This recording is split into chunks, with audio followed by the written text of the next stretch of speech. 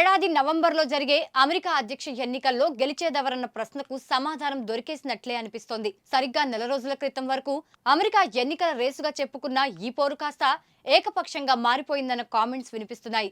అయితే ఇందుకు కారణం తాజాగా పెన్సిల్వేనియాలో ట్రంప్ పై జరిగిన గన్ ఫైర్ మాత్రమే కాదు, అంతకు ముందే ట్రంప్ కు విజయం ఖాయమైపోయిందన్నది అమెరికన్ల మాట. మరి ఈ ట్రంప్ వేవ్ వెనుక ఏం జరిగిందన్న కథ కామామిషు ఓసారి చూసేద్దాం.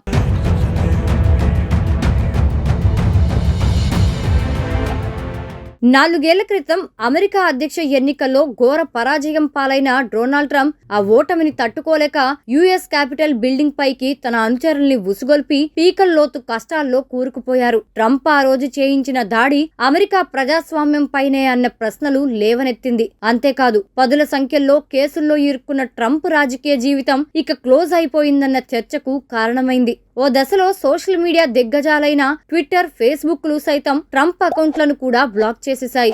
ఆ దశలో ఇంకొకరైతే ఇక రాజకీయాలకు టాటా చెప్పేసి వ్యాపారాలు చూసుకునేవారు. కానీ ట్రంప్ అలా చేయలేదు.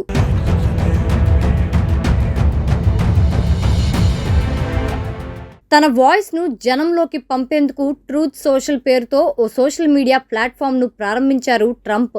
ఓవైపు కేసులు ఎదుర్కొంటూనే మరోవైపు జనంలోకి బైడెన్ సర్కార్ తప్పిదాల్ని తీసుకెళ్లారు. ఉక్రెయిన్, ఇజ్రాయెల్ వంటి అంశాల్లో బైడెన్ సర్కార్ తప్పుటడుగుల్ని జనంలోకి తీసుకెళ్లి అమెరికా ఫస్ట్ నినాదాన్ని మళ్లీ తెరపైకి తెచ్చారు.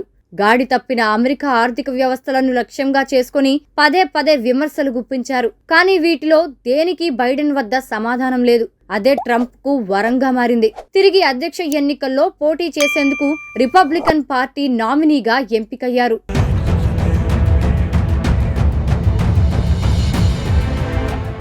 ఇక్కడే ట్రంప్ సెకండ్ ఇన్నింగ్స్ ప్రజల్లోకి బలంగా వెళ్ళింది. అమెరికా అధ్యక్ష ఎన్నికల్లో రిపబ్లికన్ పార్టీ నుంచి నిక్కీ హేలీ, వివేక్ రామస్వామి వంటి పలువురు పోటీ పడినా వారెవ్వరూ ట్రంప్ కు సరితూగేవారు కాకపోవడంతో ఆయనకు ఎదురు లేకుండా పోయింది. ఆ తరువాత ప్రస్తుత అధ్యక్షుడు బైడెన్ తో జరిగిన టీవీ డిబేట్ లో ట్రంప్ చెలరేగిపోయారు.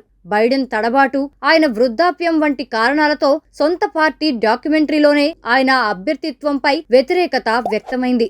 అలాగని మరో అభ్యర్థిని ఇప్పటికిప్పుడు ఎంచుకోలేని పరిస్థితి. వెరసి ఇవన్నీ రిపబ్లికన్ అభ్యర్థిగా ట్రంప్ నామినేషన్ ను ఖరారు చేసేశాయి. చివరిగా పెన్సిల్వేనియాలో ట్రంప్ పై జరిగిన కాల్పులు ఆయన పట్ల సానుభూతిని విపరీతంగా పెంచేశాయి. దీనికి తోడు భారతీయ మూలాలున్న ఉషా చిలుకూరి భర్త ఓహియో సెనేటర్ జేడీ వాన్స్ ను తన డిప్యూటీగా ఎంచుకున్నారు. ఈ పరిణామాలు ట్రంప్ పట్ల అక్కడి భారతీయుల్లో సానుకూలత తెచ్చాయి.